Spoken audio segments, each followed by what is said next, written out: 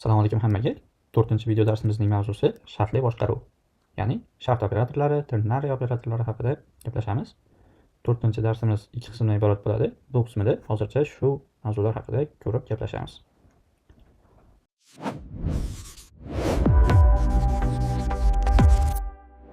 Xo'p. Video dars cho'zilib ketmasligi uchun men bu yerda tayyor sintakslari va misollari bilan yozib qo'ydim. Shularni ko'rib, o'rganib ketamiz. Birinchi ko'radiganimiz if operatori. If operatorining sintaksisi quyidagicha: if qavs ichida shart va jingala qavslarning ichida kod yozamiz. Bu kodlarimiz agar shart rost bo'lsa, yozgan kodlarimiz bajariladi. Agar shart yolg'on bo'lsa, ya'ni false bo'lsa, shartlarimiz bajarilmaydi. Mana bu yerda tayyor kod yozib qo'yganman. Buni nusxa olib, mana bu yerga joylaymiz. index.php'imizga joyladik va mana bu yerda shart if sharti yozilgan. Yosh degan o'zgaruvchimiz 18 dan katta bo'lsa, siz voyaga yetgansiz degan so'z ekranga chiqishi kerak. Buning uchun biz yosh degan o'zgaruvchini yaratib olamiz birinchi va unga qiymat beramiz. Hop, 20 yosh bo'lsin. Yoshimiz 20 ga teng. Bu 18 dan katta va ekranga siz voyaga yetgansiz degan so'z ekranga chiqishi kerak. Siz voyaga yetgansiz.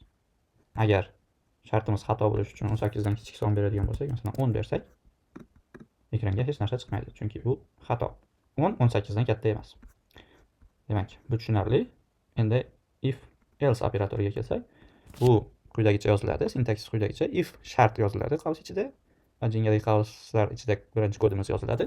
Bu yerda boshqa kodlar, ko'pgina kodlar bo'lishi ham mumkin bu qavsning ichida. Va undan so'ng else yoziladi. Else ga hech qanday shart yozmaymiz.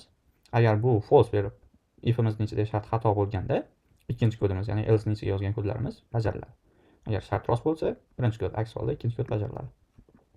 Quyidagi misolni ko'chirib index.php'imizga yozib oladigan bo'lsak, mana bu yerda baho ekan. Biz baho degan o'zgaruvchi yaratib oldik va uning qiymati 90.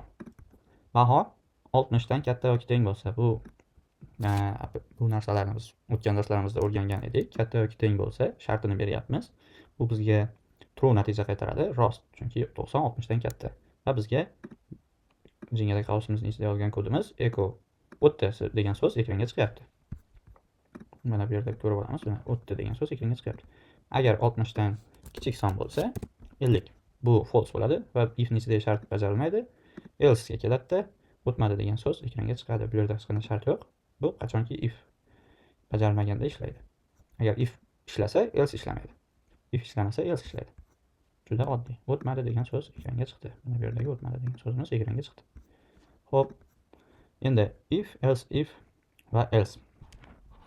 Bu yerda bir nechta shartlarni tekshirish uchun ishlatamiz buni biz. Mana if birinchi shart, kod yozyapmiz, agar to'g'ri bo'lsa bu bajariladi. Else if va ikkinchi shartni yozamiz. Bu yerda else ni o'ziga hech narsa yoza olmasdik. Bu yerda else if ga qavs ichida ikkinchi shartimizni berishimiz mumkin. Yana else if yozib, uchinchi shartimizni ham berishimiz mumkin. Ketaveradi bu.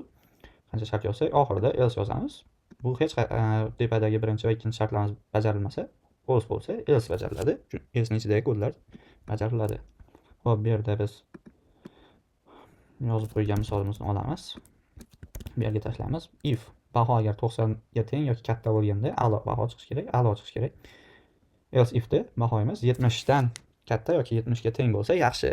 Agar ikkalasi ham false bo'lsa, else chiqadi. Else ning ichida qoniqarli. Bizda hozir erlik, ikkalasi ham false berib, qoniqarli ekranga chiqishi kerak. Mana qoniqarli degan so'z ekranga chiqyapti. Agar biz bu yerga 70 dan ham 90 dan ham katta baho yozib qo'yadigan bo'lsak, 100. Bu bizga a'loni beradi. 90 dan kichik son yozib qo'ysak, bu bizga yaxshini beradi. Birinchi shart bajarilmayapti, ikkinchi shart bajarilyapti, uchinchi shart bajarilmayapti, uchinchi else ishlamayapti. Chunki yuqoridagi shartimizning biri ishladi, else gacha yetib kelmadi. Agar bo'ldi, shu narsalar juda murakkab narsa emas. Tushunish. Hamma tushunadi degan umiddaman. Endigi ko'radigan narsamiz ternary operatorlari. Qisqa shart tekshiruvi va null qiymatini tekshirish uchun quyidagi so'roq 2 nuqta va ikkitalik so'roq belgilarini ishlatamiz. Buni ham yozib qo'yganman quyidagi ternary operatorlar jadvalimizda. Sintaksisi quyidagicha: shart yozamiz. So'roq belgisini qo'yib, birinchi ifoda 2 nuqta, ikkinchi ifodani yozsak, bu bizga qisqartirilgan if else operatori kabi ishlab beradi. Agar shart rost bo'lsa birinchi ifoda, aks holda ikkinchi ifodani qaytaradi. Nega bu qaytaradi? Chunki biz buni o'zgaruvchiga tenglab yozamiz. Bu yerda biz kodimizni nusxalab olamiz va bu yerga joylasak, Bu yerda endi yosh degan ekan. Mana bunday yosh o'zgaruvchimiz bor ekan. Yosh degan o'zgaruvchi yaratyapmiz va uni xabar degan o'zgaruvchi yaratib tenglayapmiz, shart beryapmiz. Shart qavsida shart yosh degan o'zgaruvchimiz 18 dan katta yoki teng bo'lsa, mana bu ternarli operatorimiz so'roq belgisini qo'yamiz va birinchi qiymatni kiritamiz. Voyaga yetgan degan qiymatni xabarga tenglaymiz. Xabar degan o'zgaruvchimizga tenglaymiz. Agar bu shartimiz xato beradigan bo'lsa, 18 dan katta bo'lmasa, 17 bo'lib 17 deb yozsak, bu bizga mana bu operatorimiz ikkinchi qiymat, ikkinchi ifodani xabarga tenglaydi. Voyaga yetmagan. Bu shartimiz xullas true bo'lsa birinchi ifoda, false bo'lsa ikkinchi ifoda mana bu o'zgaruvchimizga tenglanadi. Bu yerda 17 katta emas 18 dan, false, shuning uchun voyaga yetmagan degan so'z ekranga chiqishi kerak. Voyaga yetmagan. Agar bu 18 dan katta son bo'lsa, voyaga yetgan degan so'z ekranga chiqyapti. Buni ham bir ikki marta yozsangiz yana ham tushunarliroq bo'ladi. Qisqasi shu, shartimiz true bo'lsa, so'roqda ikki nuqtadan chap tarafdagi qiymat, agar false bo'lsa, ikki nuqtadan o'ng tarafdagi qiymat tenglangan o'zgaruvchimizga teng bo'ladi. Mana bu teng. Xo'p, keyingisi nullga tekshirish. Bu birinchi ifoda, ikkita so'roq, ikkinchi ifoda deb yozamiz. Agar birinchi ifoda null bo'lmasa, birinchi ifoda qaytariladi, aks holda ikkinchi ifoda qaytariladi. Buni hozir kodda yozib, yana ham tushunarli bo'lish uchun kodda yozib olamiz. Bu yerda getni keyin ko'ramiz. Bu yerda biz ifoda yozib qo'yamiz, ismi. Bu yerda biz endi ismi degan o'zgaruvchi yaratib, uni aliga tenglaymiz va tugatganini bildiramiz. Bu yerda orasini ochib qo'yamiz. Ismi degan o'zgaruvchi, ism degan o'zgaruvchimiz aliga teng. Bu null emas, bu aliga teng. Shuning uchun foydalanuvchi degan o'zgaruvchimizga ali so'zi, ya'ni birinchi ifodamiz tenglanyapti va ekranga, xo'p, ekranga salom Ali degan so'z ekranga chiqishi kerak. Mana salom Ali. Bu narsani o'chirib olamiz.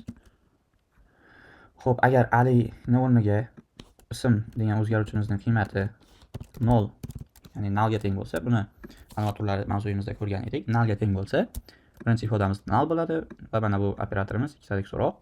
Bu null bo'lganda buni berib yuboradi foydalanuvchi degan o'zgaruvchimizga, mehmon. Va bizga salom mehmon ekranga chiqadi. Agarda bu umuman yo'q bo'lsa, ism degan o'zgaruvchi hali yaratilmagan bo'lsa ham u null hisoblanib yo'q deb ikkinchi ifodani, ya'ni mehmonni ikkinchi qiymatni berib yuboradi. Bu bizga hech qanday xatolik ko'rsatmaydi. Bu o'sha nullga tekshiradi, birinchi ifodani nullga tekshiradi. Agar birinchi ifoda null bo'lsa, ikkinchi ifodani berib yuboradi. Agar null bo'lmasa, o'zini berib yuboradi. Quyidagi foydalanuvchi degan o'zgaruvchimizga tenglab yuboradi. Bu ham tushunarli, murakkab joyi yo'q. Bugungi ko'rishimiz kerak bo'lgan, bu darsimizda ko'rishimiz kerak bo'lgan narsalar shular edi. Hammaga rahmat. Bu yozgan kodlarimizni o'zingiz ham yozib, ishlatib ko'rsangiz yana ham esda qoladi, tushunib olishingizga ancha oson bo'ladi. Demak, hammaga rahmat.